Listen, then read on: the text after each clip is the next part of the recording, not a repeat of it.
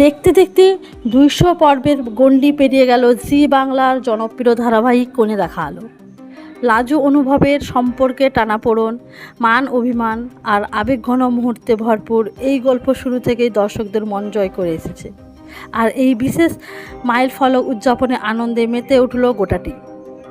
সেটে কেক কাটা থেকে শুরু করে জমজমার খুনসুটি সব মিলিয়েছিল উৎসবের আবহ। বিশেষ করে সাইনা ও সোমরাজের মজার মুহূর্তগুলো নজর কেড়েছে সকলের। কেক কাটার সময় একে অপরকে নিয়ে তাদের দুষ্টুমি দেখে উচ্ছ্বসিত হয়ে পড়েন সহ অভিনেতারা। এই উপলক্ষে অনুরাগীদের ধন্যবাদ জানাতে ভোলেনি দুই তারকা। তাদের কথাই দর্শকদের ভালোবাসা ও সমর্থন ছাড়া ২০০ পর্বের এই সাফল্য সম্ভব হতো না। নানা সময়ে গল্পের মোড় নিয়ে সমালোচনা বা বিতর্ক হলেও দর্শকেরা যে পাশে থেকেছেন সেটাই তাদের সবচেয়ে বড় প্রাপ্তি। পর্দার সম্পর্কের জটিল সমীকরণ নিয়েই যতই আলোচনা হোক, বাস্তবে সাইনা ও সোমরাজের বন্ধুত্বপূর্ণ সম্পর্ক বরাবরই নজর কেড়েছে। সেটের হাসি ঠাট্টা আর সহজ সমীকরণ তার প্রমাণ। এদিকে ধারাবাহিকে গল্প এসেছে নতুন মোড়।